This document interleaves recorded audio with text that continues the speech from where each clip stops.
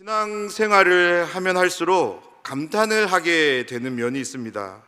그것이 언제냐면 하나님이 내 삶을 인도해 가고 계시는구나, 하나님의 인도하심을 볼 때 그렇습니다. 우리는 매일 새벽마다 철로 역정을 통해서 크리스찬을 인도해 가신 하나님의 손길을 말씀을 통해 듣고 있는데요, 동일하게 하나님이 지금도 우리와 함께 하시며 우리의 삶 또한 이렇게 인도해 가고 계신 줄 믿습니다.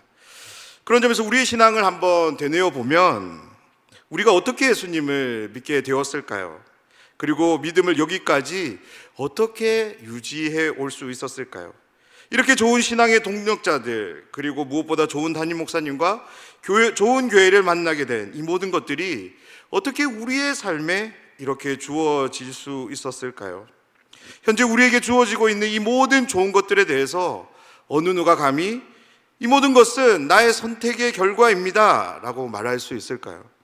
내가 지금 누리고 있는 이 모든 좋은 것들에 대해서 정직하게 우리 자신을 돌아볼 수 있는 사람, 돌아볼 줄 안다면 어느 누구도 그렇게 말할 수 없을 것입니다. 너무나도 형식적인 말투 같지만 아무리 생각해도 이 말투밖에 없는 것 같아요. 어떤 말이냐면 하나님께서 인도하셨습니다 입니다. 하나님께서 인도하셨다라는 이 대답 말고는 우리가 할 수 있는 답이 없는 것 같습니다. 동의하십니까? 그러면 우리 옆 사람과 함께 이렇게 한번 감사의 고백을 드렸으면 좋겠는데요, 여기까지 인도해 주셔서 감사합니다 라고 하나님을 향해서 이렇게 감사의 고백을 드렸으면 좋겠습니다. 여기까지 인도해 주셔서 감사합니다. 그렇습니다. 나보다 나를 더 잘 아시는 하나님께서 나의 구원을 위해 그 구원을 이루어가는 모든 과정에 함께 하시면서 인도해 주신 결과로 지금 여기에 우리가 이렇게 있는 줄 믿습니다. 사랑하는 여러분, 25년을 시작하면서 우리 안에 이러한 소망이 믿음으로 함께 하길 원하는데요, 지금까지 신실함으로 우리의 삶을 인도해 오신 하나님께서 25년에도 동일하게 신실함으로 우리의 삶을 인도해 가실 줄 믿습니다. 아멘. 이 믿음이 25년 우리의 마음과 생각을 주장하도록 우리가 계속적으로 기도하며 마음을 하나님께 드리기를 원하는데요, 그래서 하나님의 인도하심을 우리의 일상의 모든 곳에서 하나 둘씩 누리며 감사로 그렇게 올 한 해를 보내기를 주님의 이름으로 축복합니다. 오늘 우리는 하나님의 인도하심을 받은 한 사람을 만나길 원합니다. 이 사람은 구약 성경에 나오는 선지자들 중에서 가장 위대한 선지자로 손꼽히는 엘리야라는 사람입니다. 엘리야를 통해 일어난 이 이야기를 우리가 함께 살펴보면서 하나님께서 우리에게 주시는 교훈, 가르침을 마음과 생각에 함께 새기는 그런 시간이 되기를 원합니다. 우리가 영화나 드라마를 간혹 가다가 보면 우리 주변에서 또한 우리 주변에서 주목 좀 쓰는 사람들의 말을 들어보면 이런 말을 쓰는 것을 들을 수 있습니다. 내가 몇 대 몇으로 싸워서 이겼다라는 표현인 거죠. 이 표현의 가장 대표적인 표현은 어떤 표현인지를 한번 찾아보니까 17대 1이라는 표현으로 인터넷에서 나왔습니다. 1대 다수의 싸움에서 승리한다는 것은 절대 쉬운 일은 아닌 거죠. 그럼에도 불구하고 승리를 거두었다면 그 사람은 분명 대단한 사람, 정말이지 싸움을 잘하는 사람임에 틀림이 없습니다. 그런데 오늘 우리가 함께 살펴본 열왕기상 18장에 보면 이런 17대 1보다 더 극적인 사건 하나가 등장하는데 그것은 바로 850대 1의 싸움입니다. 하나님의 선지자인 엘리야 한 사람과 바알과 아세라 선지자 850명이 대결을 벌이기 위해 갈멜산에 모이고 그곳에서 대결이 펼쳐지는 장면이 바로 오늘 우리가 함께 읽은 열왕기상 18장입니다. 1대 다수라는 대결의 모습에서 느낄 수 있는 긴장감, 그리고 소수인 한 사람이 다수를 물리친다는 반전, 그로 인해서 겪게 되는 카타르시스, 이 모든 것들을 우리는 열왕기상 18장에서도 느낄 수 있습니다. 그런데요, 오늘 이 말씀에서 소개되는 이 싸움은 특별히 목적이 너무나도 다른, 완전히 다른 그런 싸움을 우리에게 소개하고 있습니다. 1대 다수의 싸움은 자신 혼자서 다수를 상대할 수 있다라는 그런 개인의 능력을 보여주는 영웅적인 면을 보여주기 위한 싸움이라면, 오늘 소개되는 이 850대 1의 싸움은 엘리야 한 사람의 담대함과 용맹함을 드러내기 위한 싸움이 아닙니다. 바로 여호와가 오직 하나님 되심을 드러내기 위한 싸움이라는 거죠. 그런 점에서 이 이야기의 주인공은 850명과 대결을 펼친 엘리야가 아닌 거죠. 누가 주인공입니까? 이 결투를, 이 대결을 승리로 이끄신 하나님이 이 이야기의 주인공입니다. 엘리야와 바알과 아세라를 섬기는 850명의 선지자들의 싸움은 이런 배경을 전제로 해요. 이스라엘 땅에 가뭄이 들었습니다. 그것도 3년이라는 긴 세월 동안 비가 내리지 않는 극심한 가뭄이 주어졌습니다. 관계수로가 발달된 오늘날에도 이제 3년 동안 비가 내리지 않는다면 범국가적인 비상사태가 이제 벌어질 것입니다. 그런데 지금으로부터 약 3,000년 전 고대 이스라엘 나라는 어떠했을까요? 정말 물부족 사태로 그야말로 곳곳에 죽음의 그림자가 드리워지는 그런 혹독한 상황들이 여기저기, 아니 펼쳐지지 않는 곳이 없을 정도로 이스라엘 전역이 그런 죽음의 그림자가 함께하는 그런 상황이었을 겁니다. 그런데 말씀을 우리가 한번 읽어보면 이 가뭄이 어떤 자연적인 이상기후로 주어진 것이 아니라 하나님의 뜻, 하나님의 계획 가운데 주어졌다라고 말씀은 소개합니다. 그렇다면 하나님은 왜 이스라엘 땅에 비를 내리지 않으신 것일까요? 그것은 바로 그들의 불신앙 때문인데요. 하나님이 아닌 바알을, 아세라를 섬기는 그들의 불신앙을 바로잡기 위해서 하나님은 이스라엘 나라에 가뭄을 허락하십니다. 그렇습니다. 하나님은 이스라엘 민족의 불신앙을 되돌리기 위해서 다시금 여호와 신앙, 하나님을 온전히 섬기는 그 신앙으로 되돌리기 위해서 이 가뭄을 내리신 거죠. 그 가뭄을 통해서 이스라엘 민족이 하나님께로 돌아오면 좋았겠지만 그러지 않았습니다. 엘리야 선지자의 말을 통해서 이때의 정황을 우리가 살펴볼 수 있는데요. 우리가 읽지는 않았지만 열왕기상 18장 21절을 보면 이런 말씀이 나옵니다. 엘리야가 모든 백성에게 가까이 나아가 이르되 너희가 어느 때까지 둘 사이에서 머뭇머뭇하느냐. 여호와가 만일 하나님이면 그를 따르고 바알이 만일 하나님이면 그를 따를지니라 하니 백성이 말 한마디도 대답하지 아니하는지라.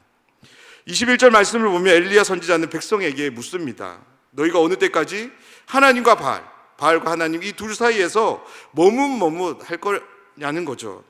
여호와가 만일 하나님이면 그를 따르고 바알이 만일 하나님이면 그만을 온전히 따르라 라고 요청하고 있는 것입니다. 무슨 의미입니까? 엘리야는 이스라엘 백성들에게 결단을 요구하고 있는 것입니다.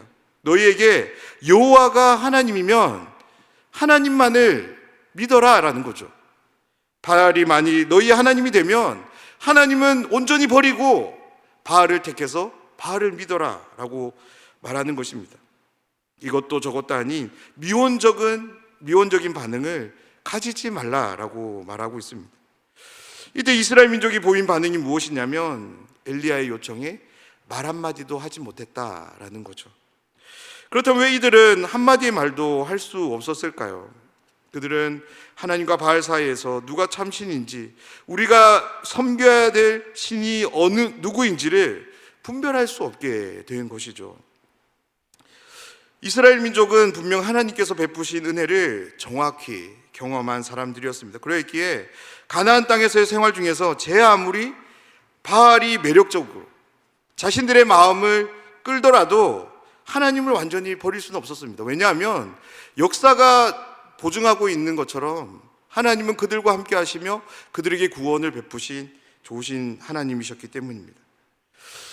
그런데 그런 이스라엘 민족의 결정이 무엇이냐면 하나님을 섬기면서 동시에 바알도 섬기겠다라는 결정인 거죠.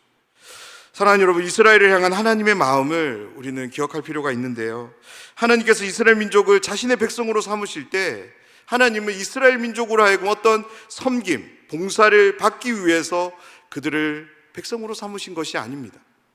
비록 하나님은 그들의 하나님이 되시지만 그들과 동등한 입장에서 마음과 마음을 공유하며 그들을 참된 사랑의 관계로 초대해서 교제하기 위해서 그들을 자신의 백성으로 삼으신 것입니다. 그런 점에서 하나님과 이스라엘 백성의 관계는 인격적 관계고 사랑의 관계입니다. 서로 사랑함에 있어서 절대 해서는 안 되는, 꼭 지켜야 되는 것이 있습니다. 그것이 무엇입니까? 그것은 사랑의 일방성, 배타성입니다. 이것이 무슨 의미입니까? 그것은 한 대상만 사랑해야 한다라는 거죠. 내가 사랑하기로 결정한 사람 외에 다른 사람에게 사랑의 감정을 허용해서는 안 된다라는 것입니다. 제 아무리 멋져 보인다 할지라도, 나의 마음을 아무리 유혹한다 할지라도 우리는 그러한 마음에 우리의 마음을 줘서는 안 됩니다. 하나님이 이스라엘을 그렇게 사랑하셨습니다. 세상에 정말로 많은 나라들이 있었지만 하나님의 눈에는, 하나님의 마음에는, 하나님의 사랑에는 오직 이스라엘만 있었습니다. 오직 하나님은 이스라엘만 사랑하셨습니다. 아니, 이스라엘 민족만을 사랑하기로 하나님은 결정하셨습니다. 그리고 그 결정에 하나님은 신실함을 보이셨습니다. 하나님과 마찬가지로 이스라엘도 이 사랑에 신실함을 보여야 했습니다. 그런데 이스라엘이 그러지 않은 거죠. 하나님이 아닌 바알에게 눈길을 주기 시작했고요, 아세라를 향해서도 마음을 열기를 시작한 것입니다. 사랑의 불충실함을 보이는 이스라엘 민족을 하나님은 어떻게 하셔야 될까요? 그렇습니다. 그들의 마음을 다시금 바로 잡으실 필요가 생기신 거죠. 그들이 참되게 사랑해야 하는 대상이 누군지, 그들을 진정으로 위하며 복과 은혜를 내리시는 분이 누군지를 그들로 하여금 다시금 알도록 할 필요가 생긴 것입니다. 바로 이 일을 위해서 하나님은 엘리야를 부르시고 그를 인도해 가십니다. 하나님의 인도함을 받은 엘리야는 누가 진정한 하나님인가를 이스라엘 백성들에게 보여주기 위해 한 가지 방법을 택하는데요, 그것이 어떤 방법이냐면 바알과 아세라 선지자들 그리고 이스라엘 백성들을 갈멜산으로 모으는 방법입니다. 그렇습니다. 엘리야가 바알과 아세라 선지자 그리고 아세라 선지자 850명과 대결을 펼친 이유는 이스라엘 백성들로 하여금 누가 참 하나님인가를 알도록 하기 위해서였습니다. 엘리야의 요청대로 아합 왕은 바알과 아세라를 섬기는 850명의 선지자를 갈멜산으로 보냅니다. 그렇다면 엘리야는 많고 많은 장소 중에서 하나님이 참 하나님이 되심을 드러내기 위한 장소로 왜 갈멜산을 선택했을까요? 우리가 갈멜산에 대한 이해가 필요할 것 같은데요, 제가 지도를 한번 준비했습니다. 갈멜산이 이제 위치한 지도인데요, 저기 하얀색 동그라미가 갈멜산입니다.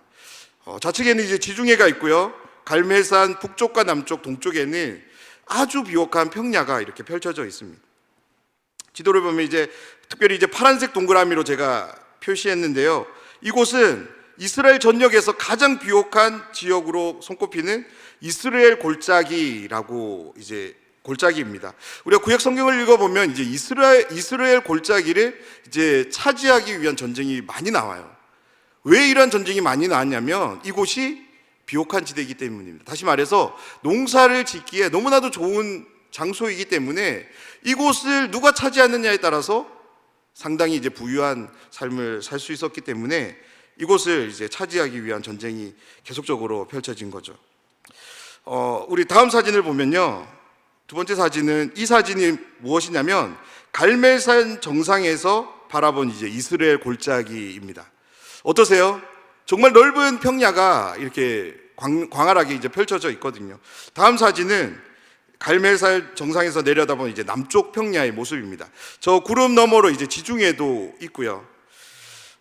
사진을 이제 올려주시면 되겠습니다.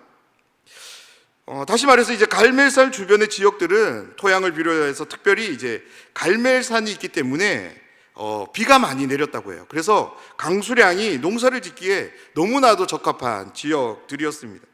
그래서 이 지역에 사는 사람들은, 이스라엘 다른 지역의 사람들은 꿈도 못 꾸는 그런 이제 농사들을 풍성하게 지을 수 있었다고 합니다. 그래서 이 지역의 사람들은 이스라엘 민족 중에서도 축복받은 사람들로 분류되었습니다. 그런데 이 놀라운 축복이 이스라엘 백성들에겐 저주로 이제 엄습하게 된 거죠.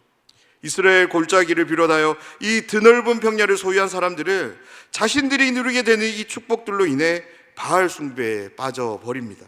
하나님께서 주신 축복의 요소가 도리어 하나님을 등지게 되는 그런 주요한 요인이 되어버린 것입니다.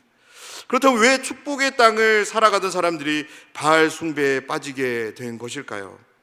우리가 동서고금을 막론하고 농사를 짓는 데 있어서 가장 중요한 요소는 비입니다. 더 정확하게 말하자면 물인 거죠, 물. 더욱이 이스라엘처럼 중동 지역에 위치한 나라는 물이 부족하기 때문에 무엇이 더 중요하게 여겨지냐면 이제 하늘에서 내리는 이제 비가 중요하게 여겨지는 거죠. 저는 이제 아직 이스라엘을 가보지 못했지만 이런 자료들이나 다녀오신 분들의 이야기를 한번 들어보면 이스라엘의 지형은 어떤 관계수로를 개발하거나 유치하기가 너무나도 어려운 지형이라고 합니다. 그러기에 전적으로 무엇을 의존할 수밖에 없냐면 하늘에서 내리는 비에 의존할 수밖에 없다라고 말합니다. 본래 이스라엘 백성들은 농사를 짓는 사람들이 아니었습니다.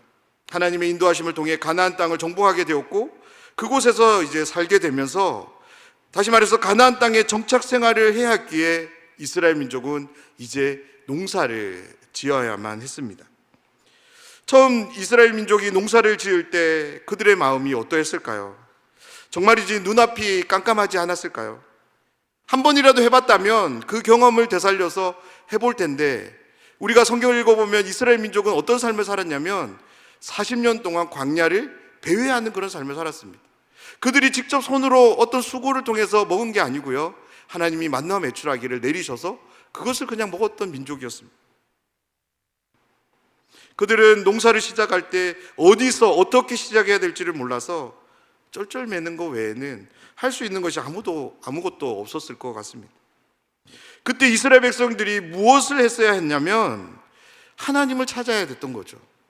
하나님께 나아가서 우리가 어떻게 농사를 지어야 됩니까? 농사를 짓는 방법에 대해서 묻고 하나님의 도움을 그들은 구해야 했습니다. 하나님은 그들의 이 모습을 어쩌면 기다렸을지도 모르겠습니다. 그런데 그들이 택한 방법이 무엇이냐면 하나님이 아닌 가나안 정복 전쟁 중에 진멸하지 않은 가나안 현지인들을 그들이 찾은 것입니다. 그들에게 농사의 자문을 구하고 그들의 방식을 근거로 하여 이들은 농사를 시작하게 된 것입니다. 여기서 문제가 생기게 됩니다. 그들로부터 농사에 대한 자문만 들었다면 좋았을 텐데 그것만 전해지지 않은 거죠. 무엇이 함께 전수되었냐면 그들이 숭배했던 바알 신앙이 함께 전수된 것입니다. 우리가 잘 알고 있는 것처럼 바알은 가나안의 최고신 주신입니다. 바알이 가나안 땅의 주신 가장 큰 신이 될 수 있었던 것은 바알이 비를 관장하는 풍우의 신이었기 때문입니다. 비 없이 농사를 지을 수 있을까요? 절대 그럴 수 없는 거죠. 농사에 있어서 가장 중요한 것은 물이기에 그 물을 충분히 공급받도록 하는 것이 비이기에 비를 관장하는 신은 농사를 짓는 모든 곳에서 가장 높은 신, 가장 최고의 신이 될 수 있습니다. 가나안 부족 사람들은 이스라엘 백성들에게 농사법과 함께 이 신앙을 함께 전수해 준 것입니다. 농사를 잘 짓기 위해서는 많은 물이 필요합니다. 또한 무엇이 필요하냐면 이 바알을 잘 섬겨야 됩니다. 당신들이 바알을 얼마나 잘 섬기느냐에 따라서 그 바알이 감동을 받아서 비를 많이 내릴 것이기 때문입니다. 이스라엘 민족에게서 바알 숭배가 근절되지 못한 이유가 바로 여기 있습니다. 하나님께서 자신들에게 베풀어 주신 은혜를 기억함에도 불구하고 바알 신앙을 끊어내지 못하는 것은 하나님은 전쟁의 신이지 비를 내려주는 신은 아니라고 그들은 생각했기 때문이고요. 이스라엘 백성들에게 있어서 여호와 하나님은 대적의 손에서 구원해내시는 분은 맞지만 비를 주시는 분은 아니라고 그들은 믿었기 때문에 그들은 바알을 버릴 수 없었던 것입니다.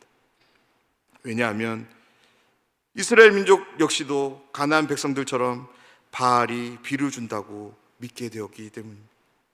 그래서 이스라엘은 여호와와 바알 사이에서 머뭇할 수밖에 없는 것이죠. 엘리야 선지자는 이스라엘 백성들의 이 신앙을 정확하게 꿰뚫어 보았습니다. 그들이 바알 숭배를 근절하지 못하는 궁극적인 이유를 정확히 알고 있었습니다. 그것이 무엇입니까? 바로 비였습니다. 갈멜산은 이스라엘 골짜기를 비롯하여 주변의 여러 지형들이 비옥해질 수 있도록 비를 내리는 산이었습니다. 다시 말해서 갈멜산은 북이스라엘에서 바알 숭배의 핵심 거점이 되는 곳이었습니다. 엘리야는 이곳 갈멜산에서 바알 신앙이 가장 왕성하게 일어나는 이 핵심 장소에서 이스라엘 백성들에게 누가 참 하나님인가를 가르치기 위해서 이 갈멜산을 택합니다. 엘리야가 갈멜산에 모인 백성들에게 이렇게 말하는데요. 열왕기상 18장 24절 말씀입니다. 너희는 너희의 신의 이름을 부르라. 나는 여호와의 이름을 부르리니 이에 불러 응답하는 신 그가 하나님이니라. 백성들이 다 대답하되 그 말이 옳도다 하니라. 아멘. 엘리야가 모인 백성들, 여기에는 바알과 아세라의 선지자 850명도 포함됩니다. 그들을 향해 어떤 대결을 정하냐면, 제물을 준비해서 서로의 신의 이름을 불렀을 때 하늘에서 불을 내리는 신, 그 신을 하나님으로 정하자라는 대결이었습니다. 말씀을 보면 엘리야의 요청에 모든 백성들이 옳음, 동의를 표했다고 합니다. 그로 인해 본격적으로 이제 대결이 이제 시작이 됩니다. 18장 25절 말씀을 보면 엘리야가 바알의 선지자들에게 이르되 너희는 많으니 먼저 송아지 한 마리를 택하여 잡고 너희 신의 이름을 부르라. 그러나 불을 붙이지 말라. 엘리야가 이제 성공을 바알의 선지자들에게 양보합니다. 이때 상황을 한번 생각해 보면 바알의 선지자들은 정말 의기양양하게 이 의식을 이제 시작했을 것 같습니다. 왜냐하면 이 갈멜산은 바알 숭배의 이제 본거지였기 때문입니다. 다시 말해서 자신들의 홈그라운드입니다. 우리가 어떤 운동 경기를 보면 홈 경기에서 승률이 더 높은 것을 보게 됩니다. 그런 것처럼 이 바알 선지자들 역시 그러한 자신감이 있었던 거죠. 여기는 너무나도 익숙한 곳이고 늘 바알을 숭배했던 곳이기에 그들은 자신감이 넘쳤을 것입니다. 무엇보다 그들 뜻을 같이 하는 선지자들이 무려 850명이 있어요. 아무리 자신감이 없어도 내 주장의 지지를 보이는 850명이 있다고 생각해 보십시오. 아무리 부끄러움이 많은 사람도 앞에 나와서 이야기할 수 있지 않을까요? 또한 자기를 믿고 지지해주는 왕이 있고요, 수많은 백성들이 자신들 주위에 둘러싸여 있습니다. 그들은 정말이지 승리에 대한 확신을 안 가질래야 안 가질 수 없는 그런 모든 환경이 이곳에 다 준비되어 있었던 것입니다. 그들 모두는 정말 충만한 믿음으로 이 대결을 시작했을 겁니다. 아침을 시작으로 낮이 되어도 그런데 응답이 없습니다. 그러면서 이들에게는 이전과는 달리 어떤 초조함이 찾아왔을 것 같습니다. 그런데 왕이 지켜보고 있고요, 수많은 백성들이 지켜보고 있습니다. 여기는 자신들의 홈그라운드입니다. 결코 초조함을 보일 수는 없는 거죠. 그때 그들을 정말로 초조하게 만든 사람이 있었는데요, 그것이 바로 엘리야입니다. 열왕기상 18장 27절 말씀인데요, 이 말씀을 우리가 다 같이 한번 읽어보도록 하겠습니다. 정오에 이르러는 엘리야가 그들을 조롱하여 이르되 큰 소리로 부르라. 그는 신인즉 묵상하고 있는지, 혹은 그가 잠깐 나갔는지, 혹은 그가 길을 행하는지, 혹은 그가 잠이 들어서 깨어야 할 것인지 하매. 엘리야로부터 이 조롱의 말을 들었을 때 그들의 심정이 어땠을까요? 정말이지 화가 머리끝까지 치밀어 올랐을 것 같아요. 가뜩이나 지금 자신의 그런 의지대로 잘 안 되고 있는데 옆에서 이런 조롱으로 거들먹거리고 있으니까 얼마나 화가 났을까요? 이때 그들이 보인 모습이 무엇이냐면 큰 소리로 바알을 부르기를 시작합니다. 그리고 그들의 규례를 따라서 조금 과격하지만 몸에서 피가 흐르도록 칼과 창으로 그들의 몸을 자해하면서 바알의 이름을 큰 소리로 부르기를 시작합니다. 이 상황에 대해서 성경은 이렇게 기록하는데요, 열왕기상 18장 29절 말씀입니다. 이같이 하여 정오가 지났고 그들이 미친 듯이 떠들어 저녁 소재 드릴 때까지 이르렀으나 아무 소리도 없고 응답하는 자나 돌아보는 자가 아무도 없더라. 아멘. 바울의 선지자들이 언제까지 광란의 의식을 펼쳤냐면 저녁 소재 때까지 했다고 기록합니다. 저녁 소재라는 말을 보면, 그냥 이 말만 보면 저녁이라는 말이 붙어 있기 때문에 우리가 저녁으로 생각하기 쉬운데요, 정확한 시간은 얼마인지 이제 알 수는 없습니다. 그런데 대부분의 학자들은 저녁 상번제가 드려졌던 오후 3시로 봅니다. 그러니까 이제 유대인의 시간으로 우리가 한번 이 상황을 정리해 보면 3시, 6시, 9시로 이렇게 바알 숭배 의식이 진행된 거죠. 우리의 시간으로 환산하면 오전 9시부터 오후 3시까지 이렇게 의식이 펼쳐진 것입니다. 그런데 결론이 무엇이냐면 아무 소리도 없습니다. 응답하는 자나 돌아보는 자가 아무도 없다. 이것이 성경의 증언입니다. 무려 9시간을 가만히 기도한 것이 아니에요. 850명이 자신의 믿음을 총동원해서 칼과 창으로 몸을 자해하며 바알을 외쳐댔습니다. 정작 나타나야 될 바알은 아무런 소리도 응답도 보이지 않습니다. 자해하며 충성을 바쳤던 그들을 돌보지 않습니다. 사랑하는 여러분, 이 광경을 우리가 꼭 한번 묵상해 보면 좋겠습니다. 얼마나 처참한 광경일까요? 바알의 선지자들은 정말이지 믿음으로 이 일들을 다 했을 것입니다. 그렇지 않습니까? 9시간 동안 큰 소리로 외치며 칼과 창으로 자해하며 바알을 찾는 것, 그것은 정말이지 큰 믿음이고 대단한 믿음입니다. 우리 중에 9시간 동안 하나님께 기도하십시오라고 요청한다면 여기서 몇 분이나 기도하실 건가요? 근데 이들의 기도는 그냥 가만히 한 기도가 아니에요. 어떻게 기도했습니까? 정말 자해를 하며 큰 함성을 지르며 그렇게 바알을 찾는 기도를 올렸습니다. 그런데 돌아온 것이 무엇입니까? 아무것도 없다라는 거죠. 허무함과 허탈함에 쓰라린 상처들로 얼룩진 수치가 그들에게 주어진 것이 전부입니다. 그들이 그토록 찾았던 바알은 나타나지 않습니다. 그때 바알과 아세라 선지자를 뒤로하고 이제 엘리야가 등장을 합니다. 우리 18장 30절 말씀을 보면 엘리야가 모든 백성을 향하여 이르되 내게로 가까이 오라. 백성이 다 그에게 가까이 가매 그가 무너진 여호와의 제단을 수축하되. 아멘. 엘리야는 백성들을 향해 가까이 나올 것을 요청합니다. 왜 엘리야는 백성들에게 가까이 나오라고 요청했을까요? 두 가지인데, 하나는 바알의 선지자들의 이 처참함을 똑똑히 볼 것을 요청하기 위해서이고요. 또 한 가지는 엘리야를 통해서 하나님이 드러나실 일을 온전히 목도하기 위해서 이러한 요청을 하고 있습니다. 엘리야는 먼저 여호와의 제단을 다시 쌓습니다. 이 말씀을 보면 갈멜산 꼭대기에 원래 하나님을 위한 제단이 있었던 것 같습니다. 그런데 아합이, 특별히 이세벨이 바알 신앙을 가져오면서 이 갈멜산 정상의 여호와 제단을 무너뜨린 것 같습니다. 엘리야는 백성들이 무너뜨린 하나님의 제단을 다시 쌓습니다. 엘리야가 하나님의 제단을 다시 쌓는 이유는 이스라엘 백성들로 하여금 여호와 신앙을 회복시키기 위한 것이죠. 말씀을 보면 엘리야는 돌 12개를 취합니다.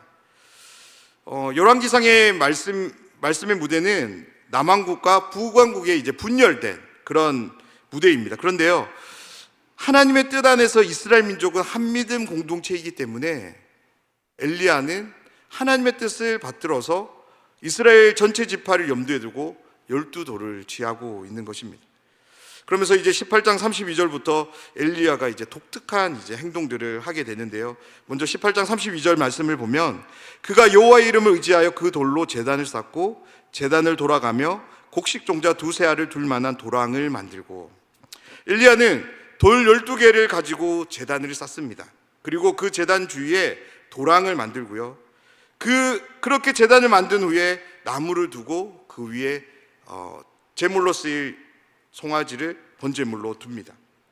여기까지만 했다면 아무런 문제가 없습니다. 그런데 그 뒤에 어떤 행동을 하냐면 그 제물 위로 물을 붓기를 시작합니다. 몇 번을 붓습니까? 3번을 붓습니다. 사랑하는 여러분, 엘리야는 왜 제물에 물을 부었을까요? 그것도 3번이나 부었을까요? 지금 이 대결이 펼쳐지는 시대는 어떤 시대입니까? 어떤 시대였습니까? 가뭄의 시대인 거죠. 물이 그 어느 때보다 귀한 때입니다. 그렇게 귀하고 귀한 물을, 적은 양도 아닌 대량의 물을 왜 엘리야는 낭비하고 있는 것일까요? 엘리야가 이와 같은 행동을 한 이유는 하나님이 하실 일에 대한 믿음을 이스라엘 백성들에게 보이시기 위함입니다. 우리가 어떤 것을 이제 불에 잘 태우기 위해서는 물이 묻어서는 안 되는 거죠. 물이 묻은 나무나 어떠한 것들은 물이 묻지 않은 것보다 훨씬 태우기 어렵습니다. 고대 이스라엘 사람들도 이 원리는 다 알고 있었을 겁니다. 엘리야가 제물에 물을 붓는 행동은, 그것도 3번이나 붓는 행동은 그냥 허투루한 행동이 아닙니다. 그것은 바로 확신에 대한 행동인데요. 무엇에 대한 확신이 있냐면 하나님께서 하늘에서 불을 내리실 것에 대한 확신의 행동인 거죠. 분명 엘리야가 제물에 물을 붓는 것을 보면서 많은 사람들은, 아니 모든 사람들은 의아해했을지 모릅니다. 그런데 엘리야에게 있어서 사람들의 이 의아함은 아무런 중요가 되지 않습니다. 무엇이 중요할까요? 그것은 하나님에 대한 신뢰가 중요한 거죠. 그리고 귀하고 귀한 물을 제물에 부을 때 사람들이 어떤 생각을 했을까요? 지금 당장 마실 물도 없는 상황에서 제물에 물을 붓는 것을 모든 사람들은 낭비로 생각했을 것입니다. 그런데 엘리야는 왜 이러한 행동을, 제물에 물을 붓는 행동을 했을까요?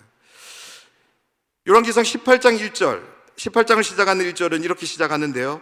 많은 날이 지나고 제3년에 여호와의 말씀이 엘리야에게 임하여 이르시되 너는 가서 아합에게 보이라.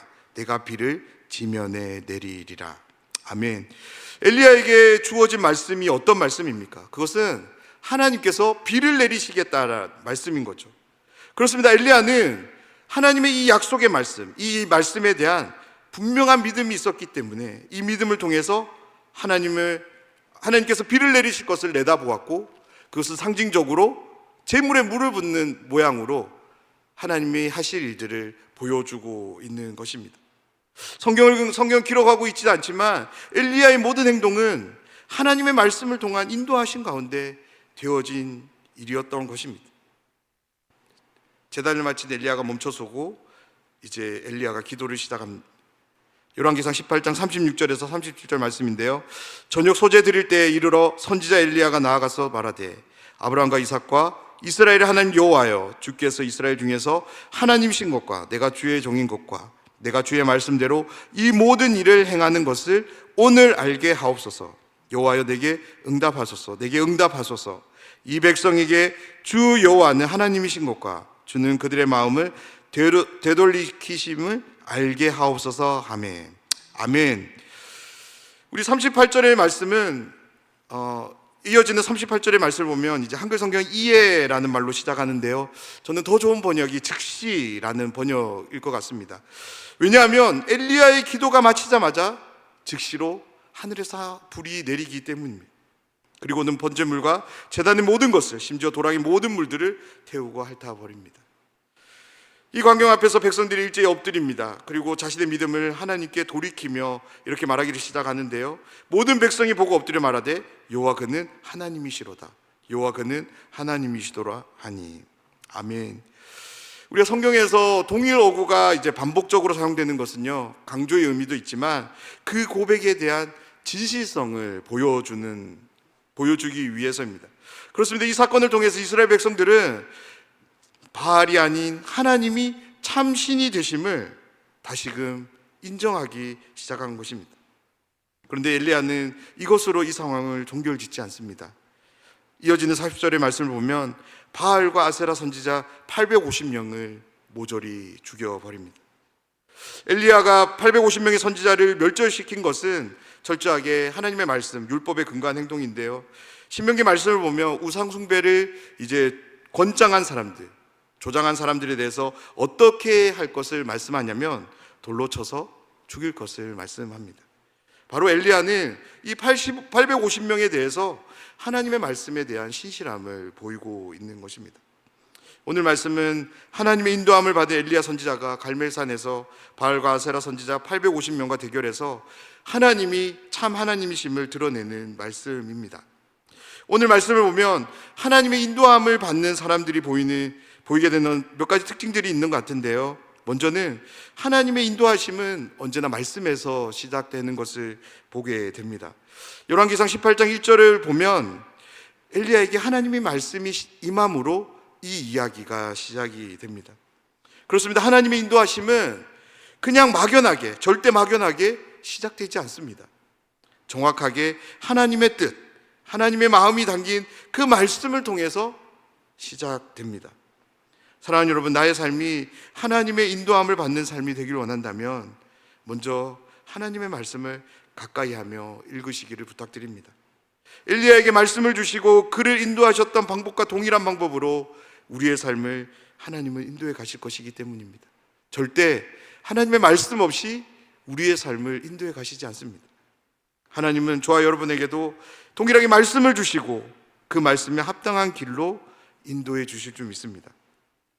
다음으로 하나님의 인도함을 받는 사람의 특징은 하나님이 하실 일을 바라본다라는 거죠. 열왕기상 18장의 말씀을 우리가 1절을 시작으로 40절까지 천천히 한번 읽어보면 엘리야가 너무나도 침착한 것을 보게 됩니다. 그런데요, 이 상황을 우리가 실제 상황으로, 나의 상황으로 바꿔서 한번 생각해 본다면 어느 한 곳도 침착함을 볼 수 있는 장면이 없습니다. 무엇보다 자신을 죽이기 위해 혈안인 아합왕이 등장하고요, 무려 850명이나 되는 사람들이 자신과 대결하기 위해 앞에 서 있습니다. 그리고 재물에 물을 붓는데 그것도 3번이나 붓습니다. 사랑하는 여러분, 어떻게 엘리야가 이런 행동들을 할 수 있었을까요? 엘리야가 담력이 큰 사람이기 때문에, 용기가 많은 사람이기 때문에 이런 일을 할 수 있었을까요? 사람의 담력으로 용기가 아무리 크다 할지라도 결코 이룰 수 없는 것 같아요. 특별히 우리가 열왕기상 19장에서 엘리야의 모습을 본다면 엘리야는 그렇게 용맹스러운 사람은 아닌 것 같습니다. 담대한 사람은 아닌 것 같습니다. 사람의 지혜가 아무리 크다 할지라도 상식에 벗어난 행동을 하기란 결코 쉽지 않습니다. 더군다나 엘리야는 선지자입니다. 엘리야가 보인 모습들은 하나같이 상식에서 벗어나 보이는 모습들입니다. 그렇다면 무엇 때문에, 무엇이 엘리야로 하여금 이와 같은 행동들을 할 수 있게 했을까요? 바로 엘리야는 믿음을 통해서 하나님이 하실 일들을 바라보았기 때문입니다. 그렇습니다. 하나님의 인도함을 받는 사람에게 있어서 정말로 중요한 것은 믿음입니다. 하나님이 하실 일들에 대한 확고한 신뢰입니다. 믿음으로 신뢰함을 가지고 하나님이 하실 일을 바라보는 사람, 그 사람이 바로 하나님이 인도하시는 사람입니다. 여기서 주의해야 될 것이 있습니다. 이 믿음은 철저하게 말씀과 함께 한다입니다. 그렇습니다. 내 마음대로, 내가 좋은 대로 마음을 가지는 것이 결코 믿음이 될 수 없습니다. 여기서의 믿음은 말씀에서 기인된 믿음입니다. 엘리야에게 어떤 말씀을 주셨습니까? 내가 비를 내리겠다라는 말씀을 주셨습니다. 하나님의 이 말씀이 엘리야와 함께 했고 이 말씀을 통해 얻게 된 믿음, 이 믿음이 엘리야로 하여금 이 모든 일들, 행동들을 하도록 한 거죠. 사랑하는 여러분, 우리의 믿음을 늘 점검해 보시기를 부탁드립니다. 내 믿음은 하나님으로부터 주어진 말씀에서 기인된 믿음입니까? 아니면 내가 바라고 원하는 마음에서 비롯된 믿음입니까? 만약 하나님 말씀이 주시는 믿음이라면 그 믿음을 어떤 상황 가운데서도 끝까지 견지하시기를 부탁드립니다. 만약 하나님의 말씀이 아닌 내 마음이 만들어낸 믿음이라면 그것이 정말이지 소중하더라도 얼른 잘라내 버리시기를 부탁드립니다. 말씀으로 빚어진 믿음은 우리로 하여금 하나님이 하실 일들을 바라보게 할 것이지만, 내가 만든 믿음은 우리로 하여금 하나님이 하실 일과는 전혀 다른 일을, 하나님과는 전혀 무관한, 하나님과 더 멀게끔 우리를 만들 것이기 때문입니다. 마지막으로 하나님의 인도함을 받는 사람은 하나님의 말씀의 단호함, 철저함을 요구받습니다. 오늘 말씀을 보면 엘리야는 바알과 아세라 선지자 850명 중 단 한 사람도 도망가지 못하도록 백성들에게 명령합니다. 그리고 그 백성들 하여금 기손 시내가로 내려가서 다 죽일 것을 명령합니다. 엘리야가 왜 이런 가혹한 명령을 할 수밖에 없었을까요? 그들 모두는 우상 숭배를 부추긴 사람들이었기 때문입니다. 신명기 말씀을 보면 우상 숭배를 조장한 사람들에 대해서 돌로 쳐 죽이라고 말씀합니다. 엘리야는 하나님이 주신 이 말씀에 철저함을 보이고 있는 것입니다. 사랑하는 여러분, 하나님의 인도함을 받는 사람은 나에게 주어진 상황, 환경보다 하나님의 말씀을 더 크게, 더 높게 생각합니다. 그래서 하나님의 말씀에 대해 단호함을, 철저함을 지킵니다. 쉽게 이야기하면 하나님 말씀 앞에서 이런저런 핑계를 대지 않습니다. 하나님의 말씀이 이렇게 기록되었다면 이렇게 행동하는 것입니다. 예를 들어 보겠습니다.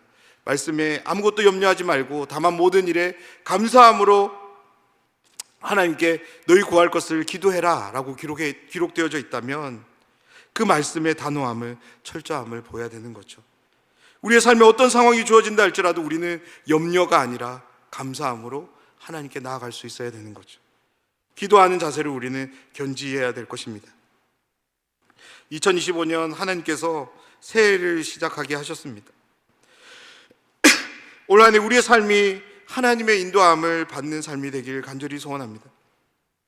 그러한 삶을 위해서 먼저 우리가 하나님의 말씀을 가까이 하기를 원합니다. 하나님의 말씀으로 믿음을 통해서 하나님의 하실 일들을 바라보고, 그리고 마지막으로 우리의 상황, 형편, 처지가 어떠하더라도 하나님의 말씀의 단호함, 철저함을 보일 것을 결단하는 우리의 삶이 되길 간절히 소원합니다. 그래서 범사에 하나님의 인도하심을 경험하는 우리의 25년 한 해가 되기를 간절히 소원합니다. 그 경험들을 통해서 하나님이 참 하나님이심을 드러내는 삶을 살아가는 모든 분들이 되시기를 주님의 이름으로 축원합니다.